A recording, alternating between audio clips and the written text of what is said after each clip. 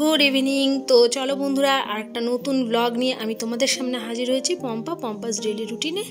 তো বিকেলবেলায় আজ তো বৃষ্টি পড়ছে, আর তার মধ্যে এত স্যাঁতস্যাঁতে ওয়েদার, তার সবজি রুটি ডাল এসব কিন্তু কিছুই খেতে আজকে একদমই ইচ্ছা করছিল না। তো তার জন্য এই যে একটু মাংস আনা হয়েছে রাত্রেবেলায়।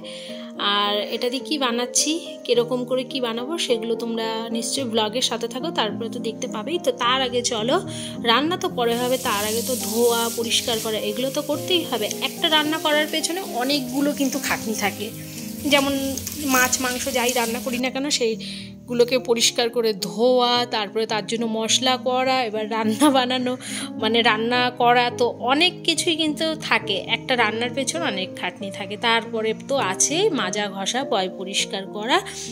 তো চলো আজকে কিন্তু বানাবো আমার চ্যানেলে, এটা আমরা যদিও বা নতুন খাচ্ছি না, খাই, কিন্তু আমার চ্যানেলে এটা প্রথমেই যাচ্ছে রেসিপিটা। তো এর মধ্যে রয়েছে ধনের গুঁড়ো, জিরের গুঁড়ো, আদা রসুন, আর এইগুলো ছাড়া কিন্তু আর কোনো মশলা আমাদের জানাও নেই, আর আমরা দিও না স্পেশাল কিছুভাবে। তো আদাটা একটু গোটা গোটা ছিল, দু একটা টুকরো, সেটাকে তুলে রেখে দিলাম, মানে পরে পেস্ট করে আবার দিয়ে দেবো।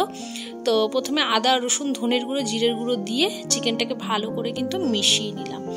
এরপর সাদা তেল দেখো 1 চামচের মতো দিয়েছি, বেশি কিন্তু একদমই দিইনি।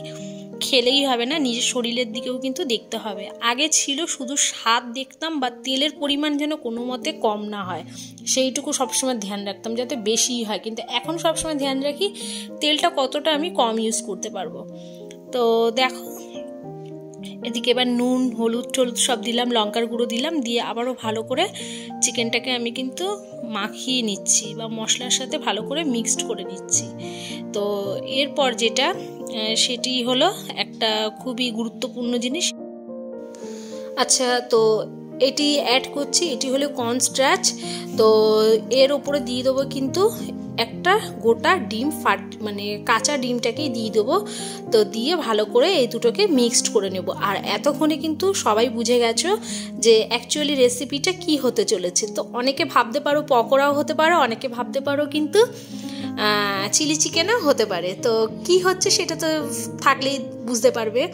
আর শীতের দিনে কিন্তু দেখবে এরকম কিন্তু খাবার খেতে বেশ ভালো লাগে। আর গরমকালে তো একদমই ইচ্ছা করে না, কিন্তু শীতের সময়টা কিন্তু বেশ ভালো লাগে। রাত্রেবেলা এরকম গরম গরম কিছু ভাজা পোড়া খাওয়া হবে, যদিও বা এগুলো খাওয়া ঠিক না, কিন্তু তোমরা তো আমার ব্লগে দেখো আমি যদি 10 দিন নর্মাল খাই তখন হয়তো একদিন করি।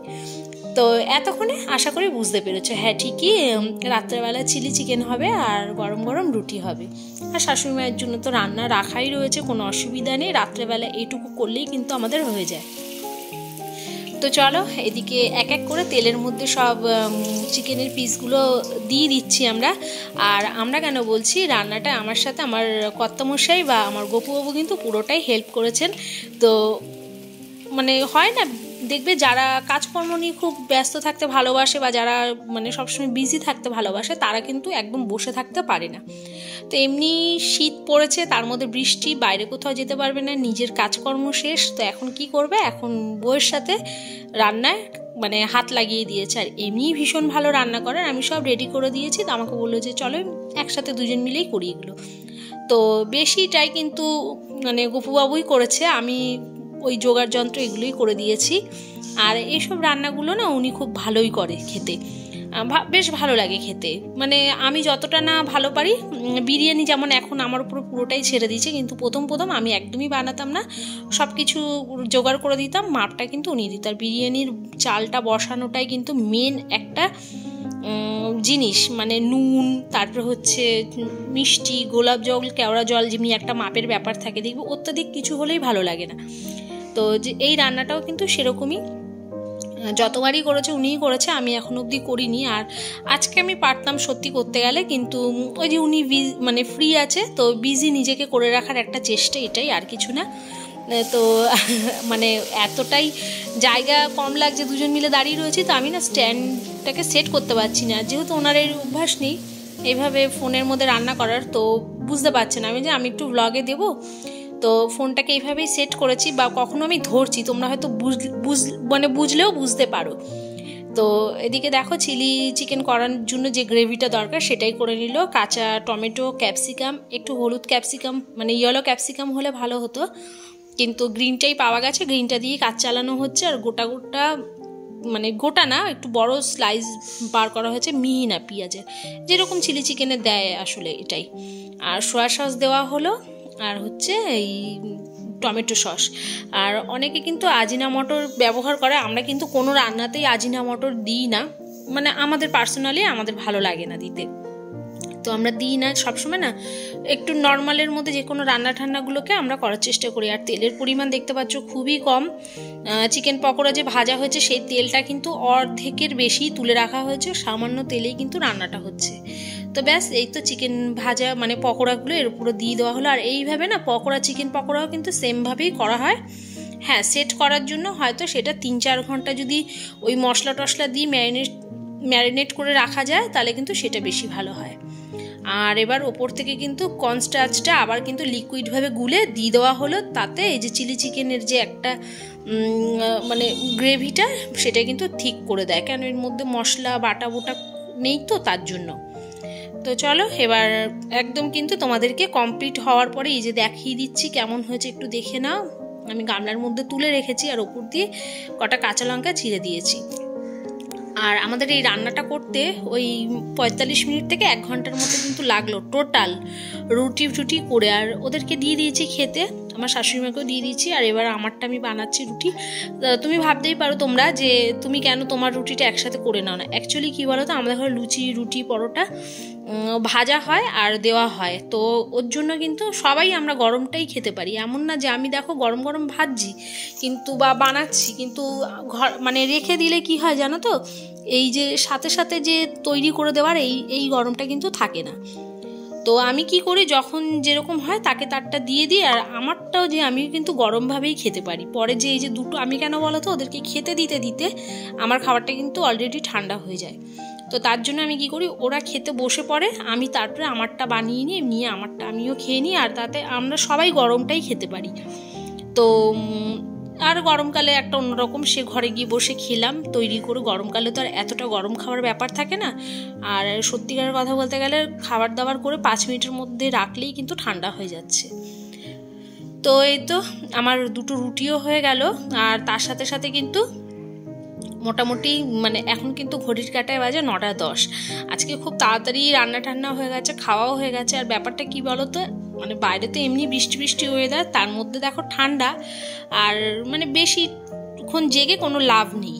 যত তাড়াতাড়ি পারা যায় নিজের কাজকর্ম শেষ করে খেয়ে দিয়ে মানে নিজে ফ্রি হতে পারলেই কিন্তু যথেষ্ট শান্তি। আর ভালোও লাগছে না, কেমন যেন একটা লাগছে, এরকম ওয়েদার একদমই কিন্তু ভালো লাগে না। শীত পড়েছে পড়ুক, বেশ ওয়েদারটা ঝরঝরে থাকবে, সেটাও ভালো লাগে। কিন্তু বৃষ্টি পড়লে এমনি শীতের ওয়েদার, তার মধ্যে আরও বৃষ্টি, সেটা কি আর মানে কেমন লাগে, তাই না? তো চলো এদিকে দেখো একদম গরম গরম রুটি আর চিলি চিকেন একদম আমার রেডি। আর ওদের মানে আমি খেতে খেতে ওদের খাওয়া হয়ে গেছে। আর আমার শাশুড়িমা বসে রয়েছে, যে আমি খাচ্ছি বলে উনিও খাচ্ছে, ভাত টাত খায় তো যাই হোক উনিও খাচ্ছে আর এদিকে আমিও খাচ্ছি, ব্যাস। তো খাবার দাওয়া সবারই কমপ্লিট। আর বাসন টাসন রেখে আমি কিন্তু একদম রান্নাঘরে তুলে রেখে দিয়ে এসেছি। আজ রাত্রেবেলা আর মাজবো না, প্রতিদিনই মেজে রাখি, কিন্তু আজ আমার আর ইচ্ছে একদমই করছে না। আর মানে প্রচণ্ড ঠান্ডা লাগছে এটাই, তো সকালবেলাটা সকালে দেখা যাবে। তো এই ভেবে আমি ভাবলাম যে আজকে চলো মোটামুটি এই অবধি কাজগুলো করি, আর রাত্রেবেলা এর থেকে বেশি কিছু আমি করতেও পারবো না। এমনি দেখো এসব রান্না হলে না একটু তেল চারিদিকে মানে বেশি ছিটকায়। তারপরে হচ্ছে রুটি করেছি, আটার গুঁড়ো টুড়ো ছিল, তো কিচেনটাকে একটু মানে হয় না একটু মানে গুছিয়ে রাখার ব্যবস্থা, যাতে সকালবেলায় উঠে বাসনও মাজবো, কিচেনও পরিষ্কার করবো, এরকমটি যেন না হয়। তো চলো, আর এই ছিল আমার আজকের ভিডিও। তো এদিকে এরকম গ্যাসটাকে ভালো করে আমি দেখো প্রথমের দিকে কাচিয়ে নিচ্ছি, কেননা ওপরে ভাত, তারপরে হচ্ছে রুটি বানিয়েছি, সেই রুটি, চিকেন পকোড়ার তেল সব ছিটকেছে, একদম গ্যাসের অবস্থা যা ইচ্ছা তাই। তো ভালো করে একটু পুছে নিলাম। তো ওইটাই বলছিলাম যে এই ছিল আমার ভিডিও আজকের। আর রাত্রেবেলা একটা মানে আমাদের ইন্ডিয়ানদের যা থাকে আসলে, আর বা আমাদের গৃহবধূদের যেরকম মানে কাটে একটা সন্ধ্যার দিনের সন্ধ্যাবেলার ব্লগ বা রাত্রের ব্লগ বলতেই পারো, বা রুটিন তো অতি অবশ্যই রুটিন তো তোমরা দেখো, কিন্তু সেটা তো ব্লগিংয়ের মাধ্যমেই দেখো, তাই না? আর চলো এবার আমি ঘরে চলে এসেছি। আসার পরে আজকে শ্যাম্পু করেছিলাম, কিন্তু চুলের অবস্থা দেখো কি মানে বাজে অবস্থা হয়ে রয়েছে, চুল একটু শোকায়নি। তো আজকে প্রচুর চুলও উঠেছে জানো তো। আর চুলের নিচটা না আমি না মানে 3 বছর আগে কালার করেছিলাম, তো বাড়তে বাড়তে কাটতে কাটতে এখন দেখছি ডগার দিকটা একটু লালচে লালচে রয়ে গেছে। তো যাই হোক, এটাও আবার কেটে একদম সেট করে নিলে হয়ে যাবে। আর আমার ভিডিও এই পর্যন্তই। কেমন লাগলো ভিডিওটা একটা কমেন্টের মাধ্যমে অতি অবশ্যই তোমরা আমাকে জানাবে। তো চলো বন্ধুরা, টাটা বাই বাই। সবাই খুব ভালো থেকো, সুস্থ থেকো, নিজের শরীরের খেয়াল রেখো, আর ঠান্ডাতে একদম কিন্তু সাবধানে থাকবে। তো চলো টাটা।